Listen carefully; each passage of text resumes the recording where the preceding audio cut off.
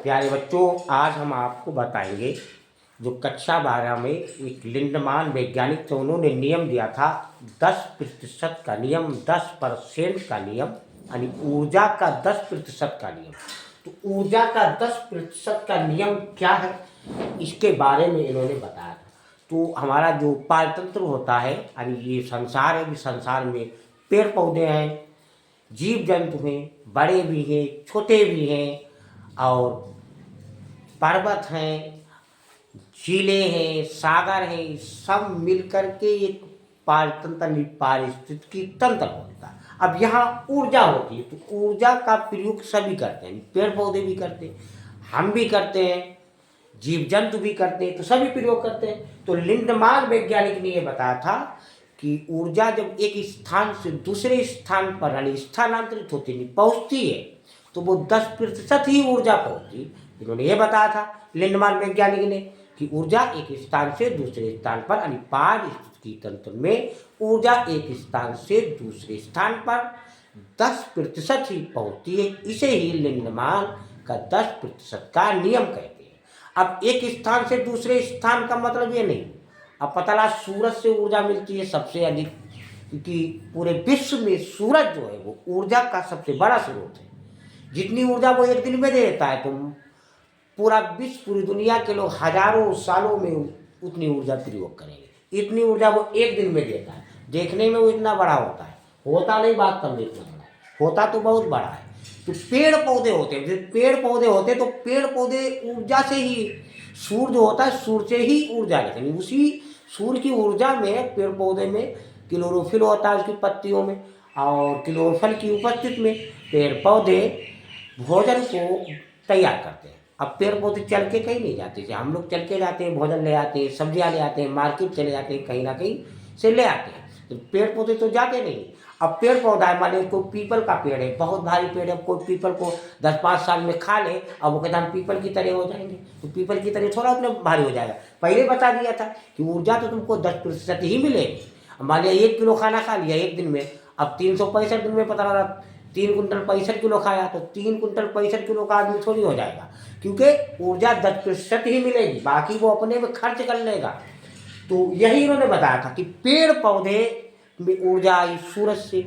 अब पेड़ पौधों को, पादपों को, यानी जो उत्पादक है पेड़ पौधों को उत्पादक भी बोलते हैं। अब उनको खा लिया, मान लिया बकरी, तो बकरी को खा लिया मतलब भेड़िया ने, और भेड़िया को खा लिया मानव, सबको खा लेता है, मानव के खा लिया या शेर ने खा लिया, तो ऊर्जा कितनी पहुंची? ऊर्जा 10% ही पहुंची। जैसे ये घास है, पादप, ये घास है, ये घास है।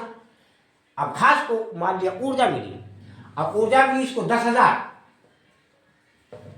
इसको ऊर्जा मिली, 10,000 जूल ऊर्जा मिली। अब प्राथमिक जो गाड़ी, पहले इसको कौन खाएगा? घास को कौन खाएगा? तो घास को जीव जंतु खाते हैं, बकरी खाती है, गाय खाती है। तो घास को मार दिया, बकरी ने खाया, अभी प्राथमिक हो गई, बकरी ने खाया तो प्राथमिक हो गई। अब इसमें कुछ भी लिख सकते हैं, जैसे टिड्डा ने खाया घास को, या टिड्डा को मेढक ने खाया, मेढक को सांप ने खाया, तो कौन किसको खाता है, उसी तरीके से प्राथमिक द्वितीयक तृतीयक बनता चला जाता है। अब मान लिया, अब बकरी ने टिड्डा ने, घास को टिड्डा ने खा लिया, घास को टिड्डा ने खाया, तो यहाँ कितनी ऊर्जा थी? यहाँ थी 10,000। लिंडमान ने क्या बताया? मिलेगी 10% ही मिलेगी, 10%, तभी तो 10% का नियम बताया गया। अब पूरी पूरी थोड़ी मिल जाएगी, हमने आपको बताया।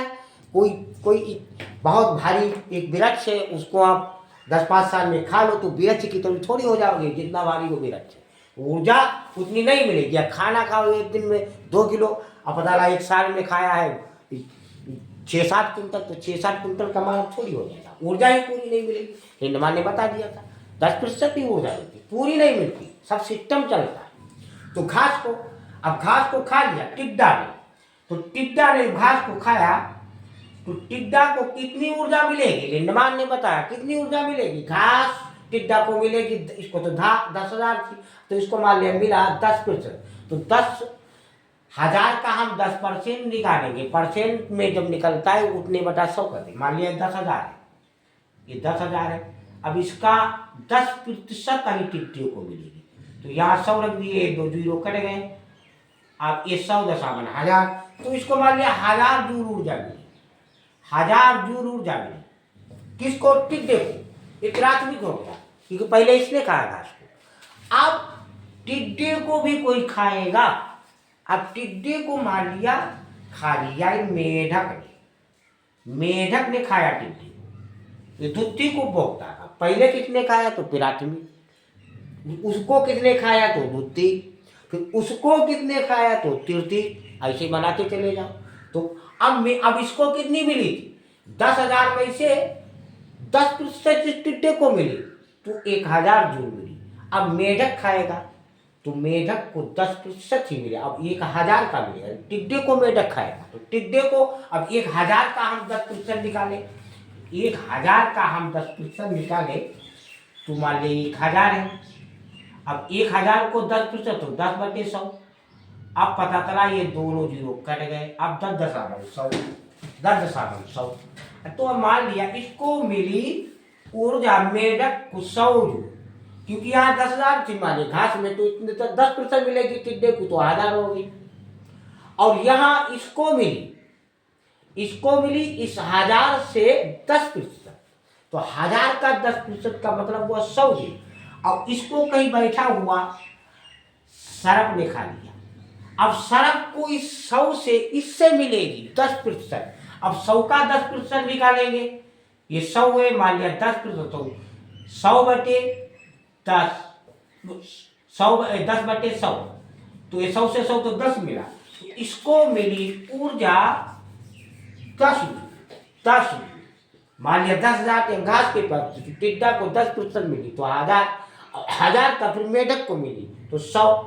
और सर्प ने खा लिया उसको, तो जिसको जो खाएगा, अब ये कोई बहुत बड़ा हो जाएगा, हम सबको खा लेंगे। अब वो जब क्रम चलेगा तो मिलेगी 10% ही। यही है लिंडमान का 10% का नियम। बच्चों लाइक और सब्सक्राइब करिए।